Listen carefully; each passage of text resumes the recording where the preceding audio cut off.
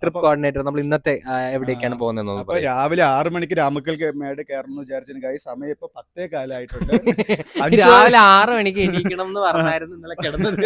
എണീറ്റപ്പം 9:30. പഞ്ച്വാലിറ്റിയുടെ കാര്യത്തിൽ നമ്മളൊക്കെ കില്ലാടികളാണ് തുടങ്ങി പറയാം. പക്ഷെ നമ്മൾ എന്തായാലും നമ്മൾ ഇന്ന് വിചാര സ്ഥലത്ത് പോകും. ചെറിയൊരു രാമക്കൽമേട് മാത്രമേ ഉള്ളൂ. രാമക്കൽമേട്, അവിടത്തെ തന്നെ കാറ്റാടിപ്പാറ, പിന്നെ 2 വാട്ടർഫാൾസ് ഉണ്ട്, റിപ്പിൾ വാട്ടർഫാൾസും തൂവലും. പിന്നെ നമ്മൾ ലാസ്റ്റ് മൈക്രോവേവ് പോയിട്ട് ചെറുതോണി നിന്ന് ബസ് കയറ്റി ഇവിടെ ഉള്ളതാണ്. ഗൈസ്, ഇവൻ നമ്മുടെ നിന്ന് പോവുകയാണ് വേറെ സ്ഥലത്തോട്ട്. അങ്ങനെയല്ല, നമ്മളെല്ലാം ഒരുമിച്ച് വീട്ടിൽ പോകുമ്പോ നീ വേറെ എവിടെയോ പോകുന്നു, വേറെ റൂട്ടിലോട്ട് പോകും. അതെ. സോ ഗൈസ്, ഈ പോണ ട്രിപ്പ് എല്ലാം നമ്മൾ ഡബിൾ കൺഫർമേഷൻ എടുക്കുന്നുണ്ട്. കാരണം ഇന്നലെ ഒരുപാട്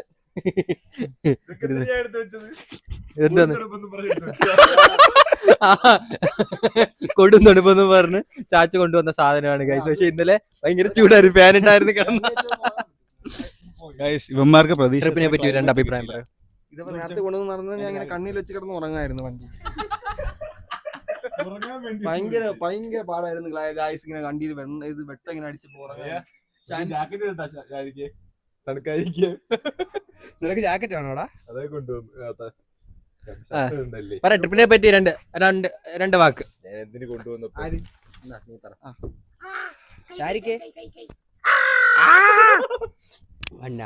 ഗായ്സ്, ട്രിപ്പ് എന്ന് പറയാൻ അടിപൊളി ട്രിപ്പായിരുന്നു. നമ്മളെ ഷാരിക്ക് അവിടെ അമ്മച്ചി കൊട്ടാരത്തിൽ കൊണ്ടുപോയി. പിന്നെ സോറി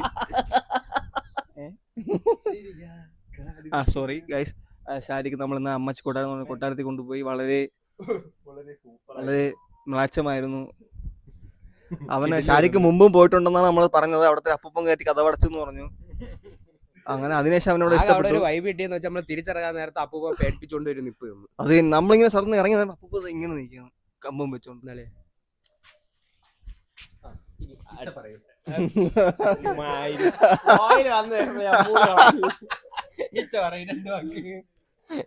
രണ്ട് വാക്ക് ട്രിപ്പിനെ പറ്റി.